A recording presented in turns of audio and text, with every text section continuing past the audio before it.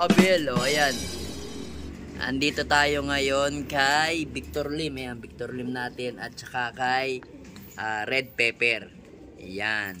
Sandali lang mga abel. Kukuha ko ng upuan kasi ayan o mga abel. Ang laki, natapilok ako. Kukuha lang tayo ng mauupuan. Para meron tayong makaupo tayo ng maayos kasi hindi pa ako masyado makatayo kasi natapilok ako. Ayan. Abel. Siyensya na ha. Talagang dalawang beses na nangyari sa akin yan. Yung tapilok na yan. Noong nakaraang bago magpasko natapilok din ako. Doon naman sa butas. Yung kinalkal ng aso na napaano ako doon. Napaapak. Ngayon naman eto. Kapapasok ko pa lang sa court. Kako-crossover ko lang. Natapilok pa ako. Aray ko, Diyos ko. Solo plate lang yun. Ako lang mag-isa. Wala, hindi na talaga po pwede. So, ayan mga abel. Balik tayo dito. So, itong si Red Pepper na to at saka si Victor Lim na yan. Yan niya, papisa na tayo. Dalawa. So, yun. Yan, no? So, titingnan nga natin kung ano ang kulay. Pag ito naging white flight o may puti sa pakpak to, hindi natin masasabi kung off color siya o white plate na checkered o black check. Kasi naglabas din kasi minsan to si Red Pepper ng checkered na ganito. Yan. Kaso nga namatay dahil nga nagkaano siya. Adeno. So bago kumalat sa loop ko yung adeno, kinal ko na kagad siya. Sayang nga eh. Yun yung kapatid nung nilalaban natin doon sa kabila, yung brown. Yung dark brown. Ito yung tatay niya. So yan, kunin na natin yung isa. Dali yan, ang bubugbo eh. Uy, wag kang bayolente. Napaka-bayolente mo naman. Ayan. Yun o mga abelo. Yun o, white plate na kagad o. Nakita natin o. White plate na kagad yung ibon. Ayan o. Yung inakay. Ayan. Ayan, hindi natin masasabi mga abel kung white feather lang ba yan o pwede rin possible maging brown. Ay, brown. Tingin ko brown mga abel. Kasi yung kulay niya o. Namumula-mula yung ulo niya eh. Ayan o. Iba yung pagkakulay niya eh. Hindi talaga yung itim. Mukhang brown to mga abel o. Ayan. Ito, sisingsingan natin to mga abel ng yun nga, hindi tayo makalapit doon. MPFL, yung kulay itim. Ayan, pahabol natin yan. Ayan, nasugatan pa nga siya. Ayan. Ang ganda. Ganda sigurado nito. White plate, sigurado ganyan yan. No? Ganyan ang kulay niyan. Brown. So, baba nga muna natin dito. At hindi ako nakaupo ko eh. Ayan. Lagay naman natin dito. Check natin yung isa. Kung anong kung pares lang kayo ng kulay. Oh, medyo malito na konti. Yun oh. Parehas na parehas lang oh. Parehas may white light mga abel oh. Ayan, puti yung bagwis. So, kitang-kita naman natin oh. Kitang-kita natin. Ayan oh. Parehas. Parehas na parehas lang. Parehas may itim sa dulo. So, ito, hindi rin natin alam kung brown din to. Ay, pero parang brown din. Ano? Teteng oh. Parang brown din siya. Ano bang kulay ng kuko niya? Anong kulay ng kuko niya? Ay, mapuputi ang kulay ng kuko niya mga abel oh. Ayan niya. Malamang nga. Brown niya to mga abel. Puti ang kuko eh oh. Puti yung mga kuko eh. Hindi itim eh oh. Puti nga yan. Sasesya na yan oh. Ayan, puti. So, hindi nga natin na-check yung isa. Yung ano niya. Yung pinaka ano niya. Yung kuko niya. Wala mga abel oh. Brown niya. Brown. 100% brown. Brown oh. Puti yung kuko eh mga abel oh. 100% brown. Brown na brown ang kanyang anak. Huwag na natin baka masugatan pa eh. Yan. Brown yung anak ni Red Pepper mga abel. Ayan. Diyos ko patay. Akala ko maghahati kayo magiging checkered na white flight. O kaya naman off color para siyang ganong kulay oh. Ito mga abel oh. Ganito kulay. Ayan. Akala ko ganyang kulay oh. Ayan. Pero tingnan din natin. Hindi pa naman natin palakin pa natin ng konti. Pero yan mga abel. Kita nyo. Ayan. Kondisyon na kondisyon yung ibon natin. Doon sa mga nagtatanong. Sa mga newbie. Kung paano ba mag-breed. Kailangan kondisyonado muna yung ibon ninyo. Kita nyo yung mga nyan. Mga daliri nyo. No? Kaya sa paa nyo namumulbos. Oh. Kagaya nito mga abel. Oh. Ayan. Oh. Kita nyo. Katawan pa lang. Pulbos na pulbos na. Kaya pagka nagsubo sila. sigurado healthy yung mga anak nila, mga ABL, oh. Ayan. Healthy yung mga anak nila. So ito, kita nyo yan, oh. Pansinin nyo to. Si Dugyot, oh, ayan. Kita nyo, ha. Oh, ayan ang kondisyon yan. Oh. Namumulbos yung katawan ng ibong ko, oh. Ayan. Kita nyo, ha. Pulbos. Ayun. Namumulbos din yun. Then ito, lugon. Ito, lugon. Ito, okay na to.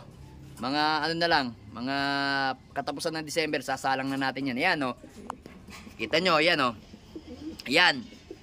Kasusubo pa lang yan, bali second clutch niya. Kita nyo naman ang itsura ng breeder ko. Ayan, oh. Kondisyon. Kahit katatapos niya lang magsubo, ayan. Ganyan. Doon sa mga newbie nagtatanong lang sa akin, alam naman natin doon sa mga veterano na kabisado nila kung paano mag-breeding yan. Ayan. Kailangan kondisyon yung ibon nyo. Hindi pwedeng ganito. Ayan. Kita nyo yung itsura niyan? Oh, itsurang kalapate. Ayan, kita nyo yung katawan niyan. Nauliig niyan. Lugon. Oh, ayan. Ito, lugon na lugon din. Pero kondisyon na yung katawan niya. Pero yung leeg niya, mukha niya, lugon pa. Mga ganyan, hindi pa pwede. Ito, pwede na. Pero kailangan pang konting shembot pa para makondisyon siya maigi, mga abel. So, ayan. Ayan na, papilay-pilay tayo. O, ito yung first clutch nung dalawa doon. Ayan. Ayan, first clutch natin. Young bird ng KFC, MPFL at saka ng pare. Ayan, kita nyo, healthy yung mga young bird natin.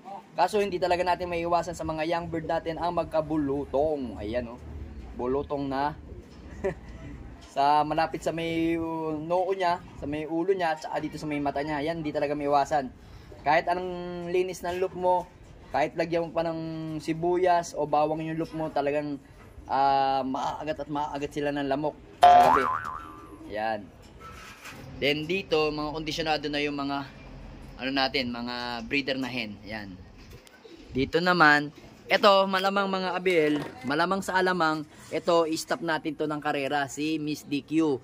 Kasi ang iniisip ko kasi mga abel, sa darating kasi na, di ba, training natin, baka may masagap tong sakit, madali tong Peter B natin, yung si Peter B na yan, baka madali na sakit.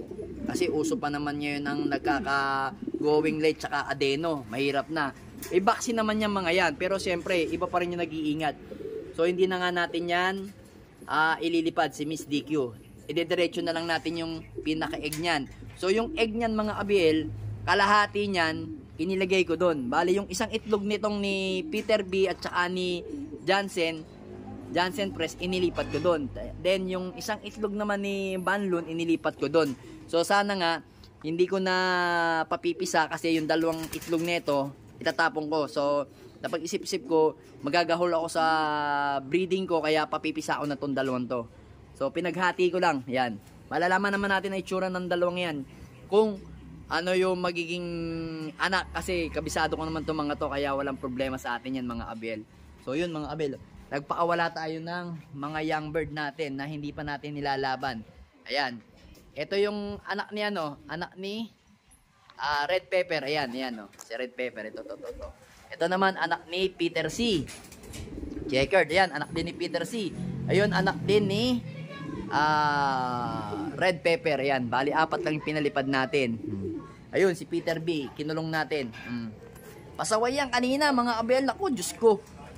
Kung nakikita nyo lang yung pagkainis ko kaninang umaga, nilagyan ko ng yan. Nilagyan ko ng kurbata at saka ng tali sa paa. Ayun, tambay pa rin doon sa mataas ng bubong. Hindi nag-agahan yan. Umuwi yan alauna. Aray ko, Diyos ko. Talagang pasaway yung mga natin. Mga lahi ng ibon natin na yan, ng Peter B. Matitigas ang ulo. Kita nyo, ang ganda ng ibon na to. Brown. Ito pa, Peter B. Ay, Peter C. O, ayan, doon sa mga nagtatalong. Ito, si Peter C. Available to. Ayan, yung hen na yan. Tsaka yung kapatid niya, ayun, si Peter C. Ayun. Yung checkered na yun. O, available yan. Sa mga nagtatanong, naghahanap ng mga breeder na hen. Ayan. Yan yung available natin. With ano na yan, mga abel. With pedigree na. Ibibigay ko sa inyo. Ay, hindi pala ibibigay. May bayad. Kumbaga, may kasamang pedigree. Ayan, yan. Checkered na yan. Ganda niya, no? Kita nyo, parang nagtitribar yung ano niya. Ano yan? Peter C yan. Peter C. Ito, Peter C din to yan. Peter C yan. Kaso meron din tayong ibang Peter B na agayan nito. Yan. Peter B yan. Ito Peter B din to eh. Yan, si Peter B yan. Lagay na natin to dito, yan. Yan, si Peter B yan, mga abiel, oh, yan. Iba yung Peter B ko, iba yung Peter C ko, mga abiel. Yan. Yung Peter C ko, mga abiel, is as in Peter, Peter C. Ito, Peter B. Yan. Ganyan mga tawag ko sa mga ibon ko. So, yan. Mamaya sasakay tayo ng, alam ko, Muñoz, Nueva Ecija kami, sa PUF. Then dito naman sa south naman namin, sa KFC, Tanay Rizal kami. Kaya good luck sa atin bukas. Tingnan natin kung pwede tayong mag-pooling. Yan. Tingnan natin, i-pooling natin to si Banlon 73. At saka ito. Ito at saka ito. Asan to? Yung blue bar ito. Ito yung blue bar. Dalawa ipupooling natin sa PUF. Kasi Saturday meron na tayong fundraise.